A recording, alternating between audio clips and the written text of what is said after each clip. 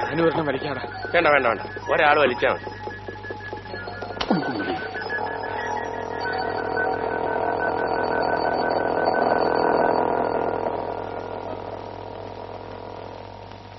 ചേടാ എവളിത് എവിടുന്ന് വന്ന പോലടാ? 4 സുന്ദര കുട്ടപ്പന്മാരിവിടെ നിരന്ന് നിന്നിട്ടൊന്നും മൈൻഡെങ്കിലും ചെയ്യണ്ടേ?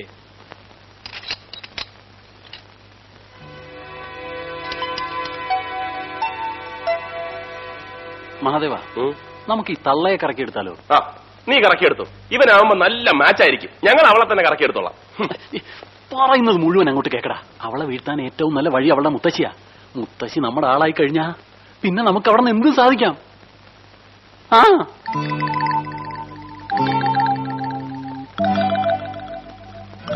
ഏത് തള്ളമാരെയും വീഴ്ത്താൻ പറ്റിയൊരു നമ്പർ എന്റെ കയ്യിലുണ്ട്. എന്താന്ന് വെച്ചാ പറയടാ. ആ, മുത്തശ്ശി എന്ന് വിളിച്ച് നമ്മൾ അങ്ങോട്ട് ചെല്ലുന്നു. മുത്തശ്ശിക്ക് നമ്മുടെ ചത്തുപോയ മുത്തശ്ശിയുടെ അതേ ചായയാണെന്ന് അങ്ങോട്ട് കാച്ചുന്നു. അതിനവര് ചായയും കാച്ചിക്കൊണ്ട് വന്നല്ലേ പറ്റൂ. ചായയാ? ചളവാക്കാതെ പോളേ. നീ പറ. എടാ, നിങ്ങൾ ഉദ്ദേശിക്കണ പോലെ വിഷമമുള്ള കാര്യമല്ലത്. നീ ഒറ്റയ്ക്ക് പോയാ കാര്യമില്ല, എനിക്ക് പറ്റില്ല. ഞാൻ പറയുന്നത് ആരും ഒറ്റയ്ക്ക് പോയാൽ ശരിയാവൂല. പോകുമ്പോ നമ്മൾ എല്ലാരും കൂടെ ഒന്നിച്ചു പോകണം. എന്നാ പിന്നെ നീ പോകും. അതാണ് ഞാൻ പറഞ്ഞത്, ഒന്നിച്ചു പോയ കാര്യം എളുപ്പം നടക്കും. ഇത് ഒറ്റയ്ക്ക് പോയാൽ ഒന്നും മിണ്ടാതിരിയടാ.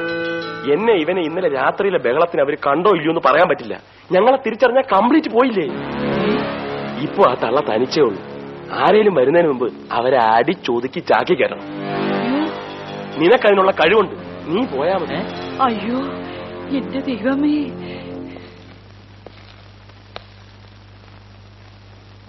ചെല്ലടാ.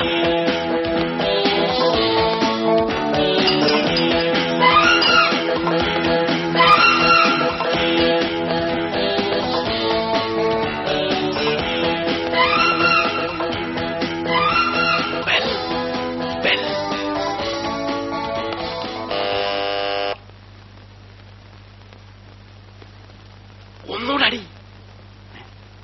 ഞെക്കിപ്പിടി.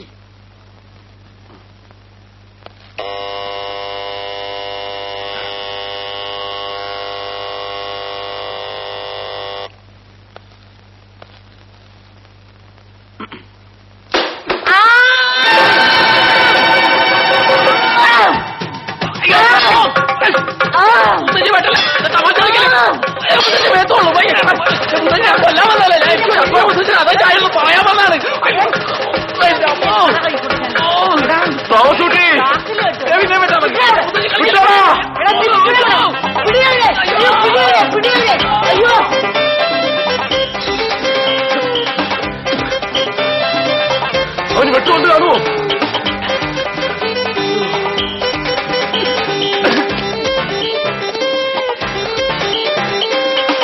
എന്റെ അമ്മ തള്ളക്ക് ഭ്രാന്താടാ. നീ അവിടെ കിടന്നെങ്കിൽ എല്ലാവരും വിളിച്ചെന്നിന് ആളുകൾ വല്ല ഓടിക്കൂടിയിരുന്നെങ്കിൽ നമ്മുടെ അഭിമാനം ഉണ്ടാവുമായിരുന്നു. നിനക്ക് അഭിമാനമാണല്ലേ പ്രശ്നം? ആ തള്ളയുടെ വെട്ടങ്ങനെ എന്റെ നെഞ്ചത്ത് കൊണ്ടിരുന്നെങ്കിലാ?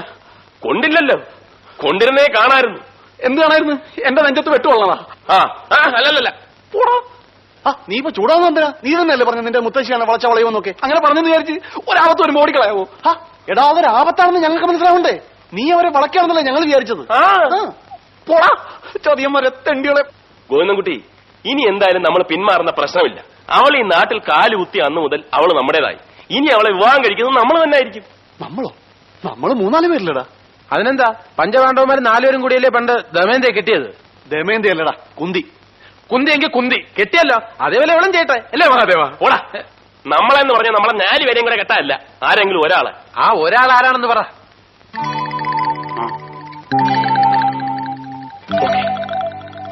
നിങ്ങൾക്കൊക്കെ ബുദ്ധിമുട്ടാണെങ്കിൽ അത് ഞാൻ ഏറ്റു. അയ്യടാ, നീ അങ്ങനെ തനിച്ച് ബുദ്ധിമുട്ടണ്ട, ഞങ്ങളൊക്കെ ബുദ്ധിമുട്ടാൻ തയ്യാറാണ്. അത് തന്നെ, നമ്മളെ മെട്ടിച്ച് ഒരു 5-ാമൻ അവളെ കൊണ്ടുപോകാൻ പാടില്ല. അതുകൊണ്ട് എപ്പോഴും അവളുടെ മേലൊരു കണ്ണു വേണം. ഒരു കണ്ണോ? അതിനുവേണ്ടി ഈ 2 കണ്ണുകളും ദാനം ചെയ്തിരിക്കുന്നു. അയ്യാ,